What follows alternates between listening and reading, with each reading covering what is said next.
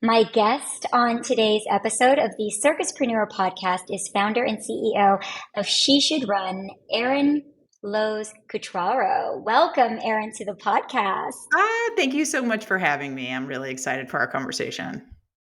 Oh, absolutely. I'm so honored to have you here, Erin. I have been following She Should Run for a very long time. And so you have been on my radar to bring into the circus arts industry, which is the majority of my audience on the podcast, and an audience that I am consistently advocating to run for some sort of office. And so I'm honored to have you here today to teach the mechanics of that and what She Should Run is all about, how you develop She Should Run, and the inspiration behind it. And for listeners, Erin Loos Cutraro is the founder and CEO of She Should Run, the trailblazing nonpartisan nonprofit on a mission to revolutionize the landscape of women in American political leadership by shattering barriers and redefining possibilities for women in elected office. Since its inception, She Should Run has become a beacon of empowerment, offering powerful first steps in civic engagement to hundreds of thousands of women from all walks of life whose formidable leadership potential would go otherwise untapped in conventional political recruitment. Before joining She Should Run, Erin designed and implemented strategic programs for companies, campaigns, and organizations that traverse the public policy, nonprofit, and financial business arenas. As the political director of the Women's Campaign Fund, Erin advised female candidates at the national, state, and local levels. Before that, she served at an educational nonprofit and in state government in the office of Missouri Secretary of State Robin Carnahan, who she helped elect statewide as part of Carnahan's campaign team in 2004. Erin began her career as a public school teacher and has a lifelong dedication to improving the lives of others through learning. She earned an MA in communication from St. Louis University and BA in education from the University of Missouri. Erin's two daughters motivate her to champion the systematic and cultural change needed to see gender equality for women and girls in our lifetime. Wow. Stunning. Just really amazing. And Erin, I came to your work originally through presidential candidate Marianne Williamson. Oh, of course. And she sparked She Should Run for me years ago. I've been going to her lectures for years. And one thing that she said every single time when I was in the audience, which people, and I don't know if this is still true today, but one thing, a statistic that she brought up when she would advocate for She Should Run and, encouraging women to run for office in any way, shape, or form, she said, well, when women run at the same rate as when they run against men, they win at the same rate. It's just that women don't run at the same rate as men. Thank you for allowing me to get that correctly. And so is that still true kind of today? Was that the kind of bedrock in the ethos? Because I always found that fascinating, because when people would speak, they'd always think like, oh, women just don't win enough. They're not electable. People just don't vote for women as much. And Marianne would always say, absolutely not true. Based upon She Should Run, no, absolutely not. Women are as electable as men. We just don't show up in the exact same way. And then she would go into the various things of why she felt why women do not run, and the intimidations within culture, and the different limitations or things that we face in the public sector that keep us out of wanting to run. And so providing the support and the strength for women to realize that, hey, if you ran, you probably would win. I think is really inspiring and kind of gets your foot in the door in a completely different way. She, discussed also too seeing women go through different advocacy programs, but by the end of the day, the ones that were on the Hill, for example, campaigning with Congress or campaigning with the Senate, at the beginning they were timid, but all they needed were the facts. All they needed was a little bit of encouragement and to know how the system works. She's like, and by the end of the day, they were all like running around like professionals, and they really knew, what they were talking about. They were confident, and you saw a complete sea change in how they interacted with policy and how they interacted with government, which again gave me a lot of the confidence to start advocating years ago for myself as a survivor of UC gymnastics. I was on the Hill just last week in DC advocating for new policy with respect to protecting children and around CSAM, child abuse materials, and trying to hold tech companies accountable for the child abuse materials that they keep on their sites, and, giving rights to survivors to be able to sue these tech companies, which is something that I needed in my journey as a survivor. Policy had to change for survivors of UC gymnastics to be able to hold these big, not even companies, but these nonprofits actually responsible Yep. for the damage that they've done for 30, 40 years. So within that, I've gotten so much strength from engaging in different nonprofits and advocacy efforts that have really helped inform me. I've worked a lot with RAIN, which has really been a godsend. And again, once you understand how policy works and you understand how much of an impact it can make, you really, for me anyway, I really just I can't speak otherwise. I can't Mm. deny the power and influence of that and how that changed my entire life. I might have been a very different survivor had I not been able to have access to those legislative streams and empowering myself, because it's definitely made me feel very empowered. So I know that's a very long lead up, Erin. Please, if you could tell listeners about She Should Run, Yeah. and a little bit more about why you decided to start She Should Run. Yeah, I mean, look, I'm just so grateful for you sharing your story, because I think it's in the stories of women seeing that power to connection and regaining that power in their lives, as instead of having policies put on them, they are stepping up into the rooms where policy decisions are being made and driving the policies toward a better place that will have a positive impact on so many. And it's so commendable that you're using your voice that way. That is what She Should Run is about. So, I founded the organization years ago because I had been working in the political world for a while, and what I was seeing is that it is true still today that when women run for office, they win at the same rate as men. And I saw this sort of Groundhog Day effect cycle after cycle, where we would often be working with, the select few candidates who could make it through the gauntlet, basically, to run for office. And many of them came to the table with, existing support networks and, more of a web of support around them. And what I saw in that, unfortunately, was a huge missed opportunity around them of women, primarily women from marginalized backgrounds, who weren't positioned with political power already, who were sort of forced to the sidelines in the experience of running for office, because it just felt so hard and is so hard for so many women to sort of navigate their way through a system that is not built for them. And so what I wanted to do in She Should Run is I wanted to create an entity, and that is the work we are doing now, where we're focused on the women who aren't in the rooms yet. I always say it's like pre-ballot phase work. So it's about helping women see how needed their voices are, helping them understand what the barriers are. Yes, the barriers are real, and for some women, they're much harder. But they also can be navigated, and it's almost like making that playbook something that is available to anyone and everyone who should have it, as opposed to only making it available for those who, were born into the situation where they had easy access to it. So, our goal at She Should Run is to see a ballot pool that represents and ultimately an elected body at all levels of office that looks like the people of this country, which is wildly diverse and, full of experiences and perspectives that we don't see across the board now. So it's about demystifying the process, helping women with those very first steps. And then, not every woman who comes to She Should Run ultimately decides to run for office. And that is okay with us, because for us, it is about making sure that women know they have that option, making sure that they know that their voices are needed in these rooms. And we know that once they know that, even if they choose not to run for office themselves, they'll be more likely to help other women sort of step into that space in a way that maybe they weren't before. And I feel like that's where I come in, because maybe I won't be running for office myself, but learning the tools,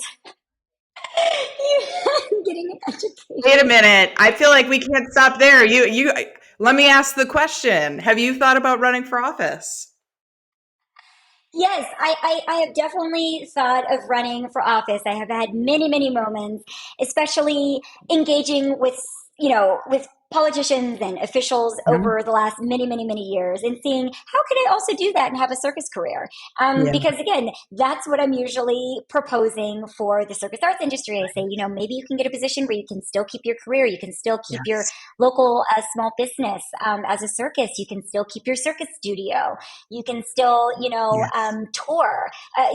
How can we, in this very niche environment, continue our careers and also to hold public office? And so, and also too, the other factor in there is that so much of the circus arts is built by women.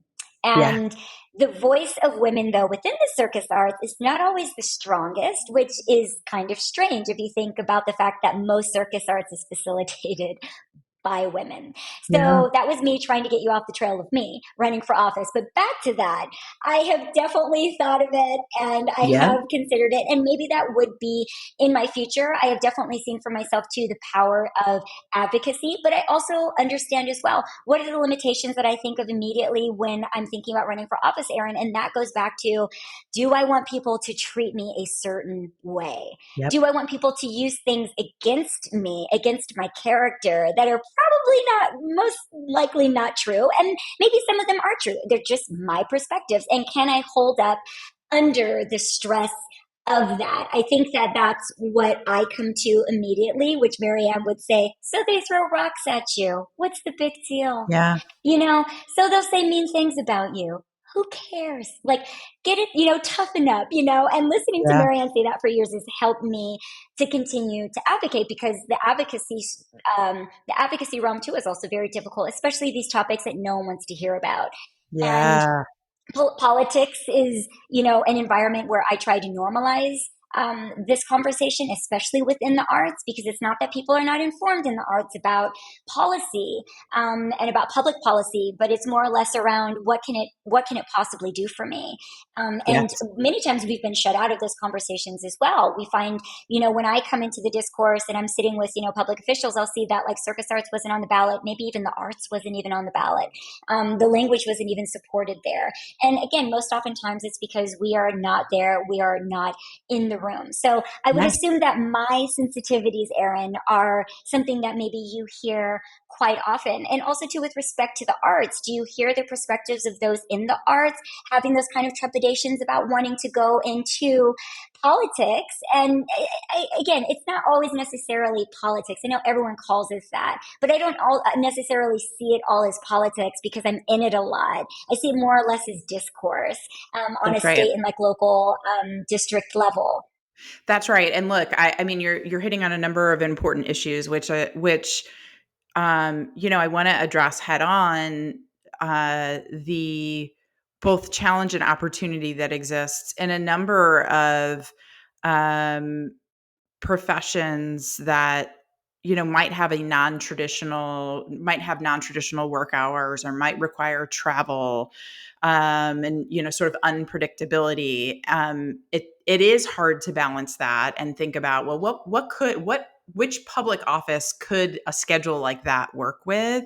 Those are real logistical challenges that are the exact kind of conversations we're regularly having within She Should Run, especially with the women who have run for office and figured out how to navigate scenarios that are really challenging.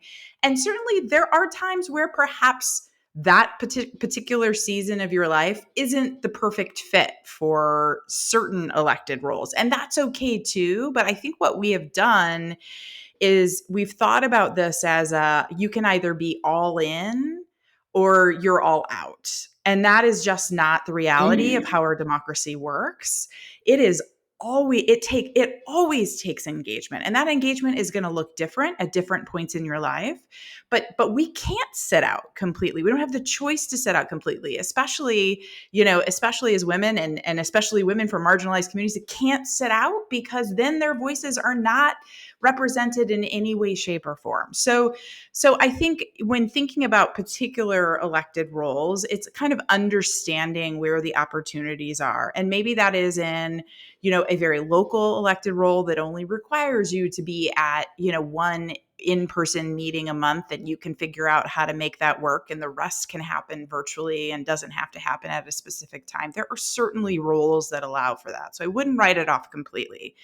There is also the option, if it's not the season for you, and I hear you saying, that you still feel that responsibility to use your voice, and you still are exercising your voice by, if it's through advocacy, through policy advocacy, that work is the work. It's not always just about we talk, obviously she should run. We're regularly talking about running for office, but the reality is we're talking about supporting policy makers who we want to see fully representative of our population. And so when you have something like the circus arts or the arts in general, which are, need that voice and perspective in the room, it takes sometimes, if not an elected person, somebody who's willing to stay on the elected people and remind them that they are a constituent and they have an experience that needs to be in the room.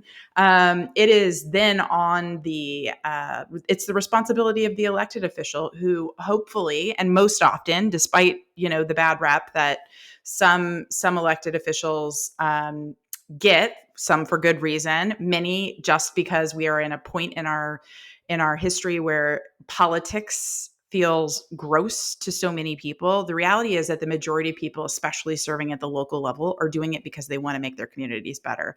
So ensuring that you're staying connected with your elected officials, that you're making sure that the issues that matter most to you are showing up in those rooms, can be done from outside of the office as much as they can be done inside the office. But the sitting on the sideline and not using your voice at all is just, unfortunately, a missed opportunity that we see too often. And I would like to give two examples. Recently, I was meeting with Congresswoman McBath of Georgia, Mm-hmm. and her son was killed in, I would say, one of the most avoidable but tragic incidents you could imagine. Her son was playing loud music in his car, or what was deemed loud, and a citizen was upset Yeah. and just killed him and gunned him down. And she ran for office and won. And I had one of the most amazing experiences that I've ever had with a representative, or someone, in office, discussing, my survivorship story with her and wondering how she makes it and how Yes. she did it. And everyone on the Hill had so many amazing things to say about her. They were like, that's what happens when you connect, your soul basically to policy Mm-hmm. and to office. And then I would like to give another example, a victim or survivor of the Parkland shootings in Florida, Maxwell Frost. He Yes, of is the course. first Gen Z candidate. And Mm-hmm. he was elected. I'm going to be meeting with him in the next couple of weeks. And, he has started supporting and advocating for the arts, obviously supporting for Yes. gun control, but he won and he made it. And so now there's two people pushing for gun reform, Yes.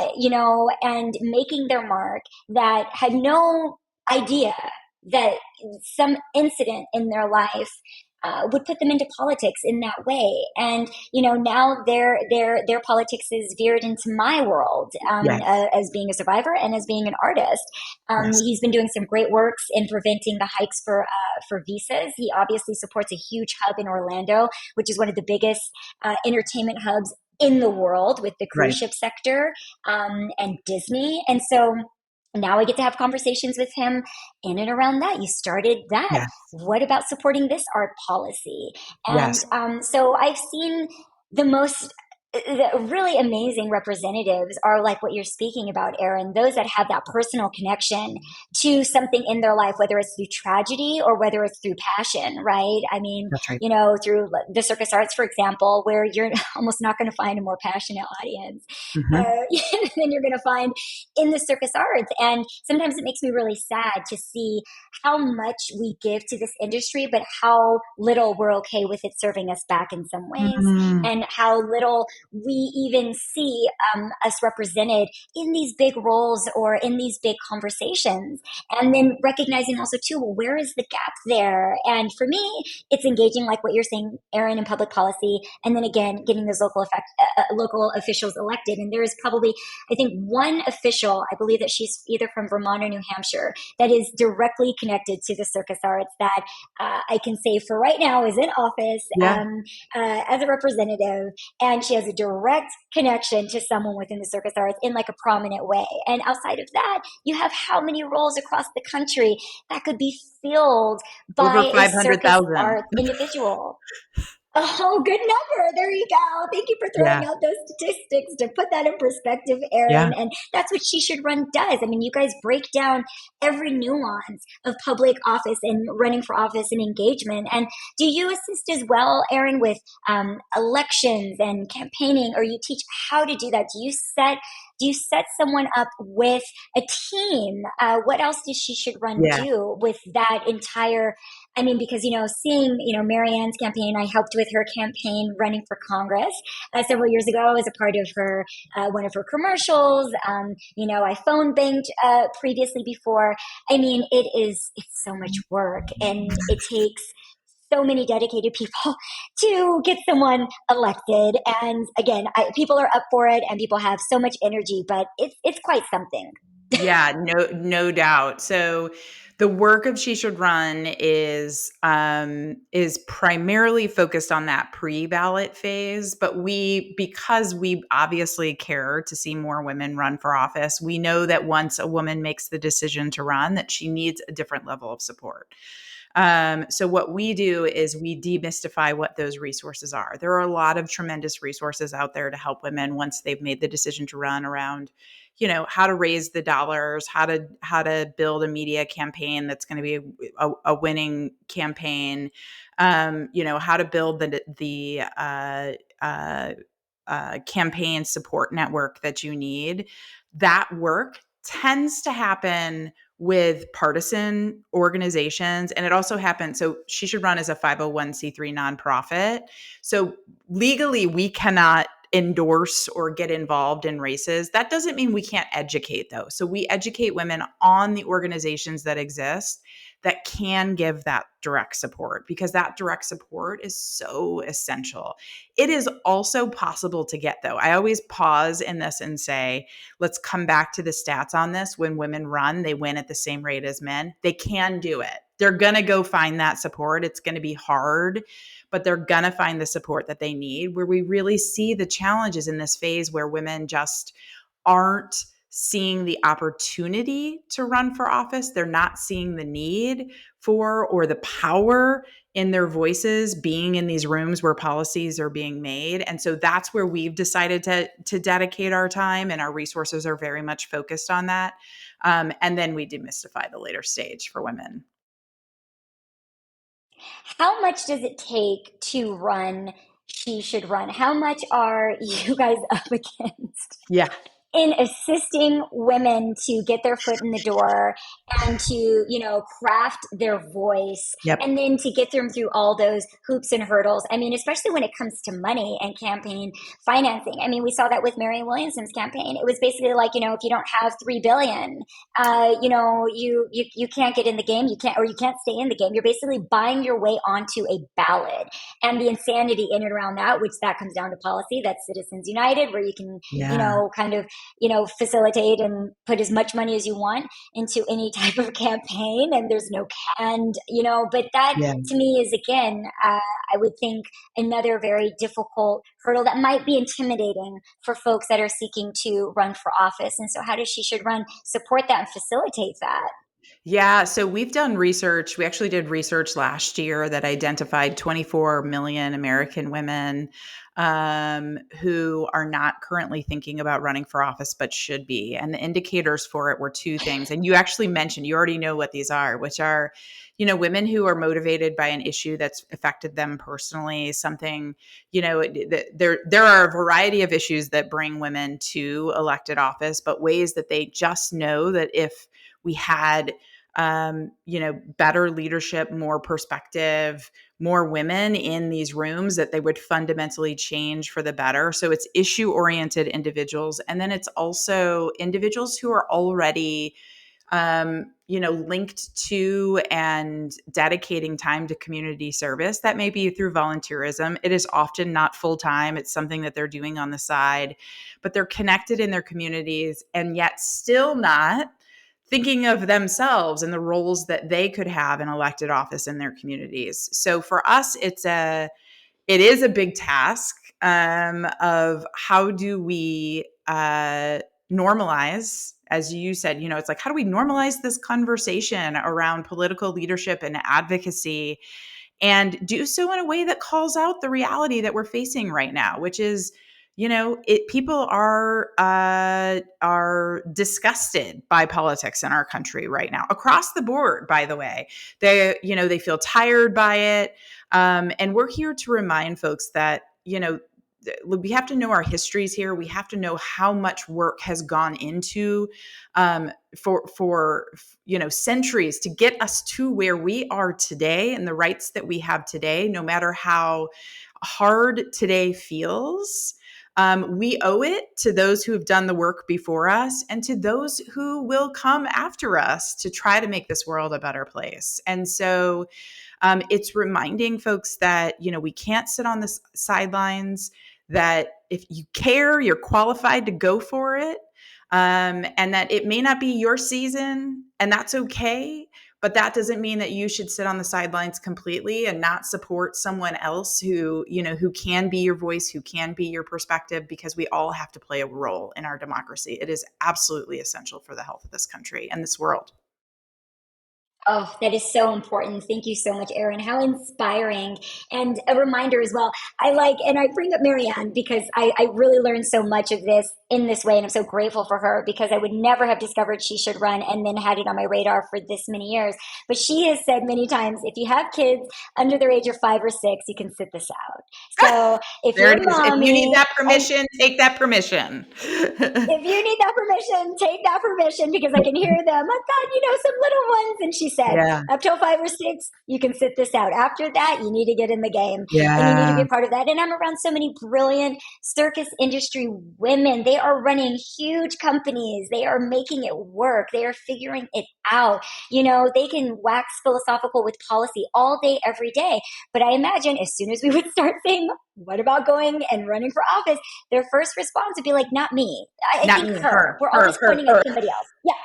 Her. Yeah. Her. And it's like, well, you are so brilliant. Like, look at all these things that you already know enough to be able to run for office. You don't need any other education. And wherever else you're missing that or lacking that, She Should Run will fill in those gaps for you. And so, is it local level engagement, like boots on the ground directly, Erin, with different headquarters? Is it also virtual that, an individual that's interested can, get and is it free? Is it, those are, I think, probably just questions that anyone would have in the back of their mind, even if they seem obvious. Yeah, no, I appreciate the question. So all of She Should Run's resources are completely free and accessible. They are primarily available in the virtual space, and much of our what individuals can find through our resources, courses and toolkits, they're accessible at any point. So they don't require you to participate in something that's set on a certain schedule. It's really a chance for anyone to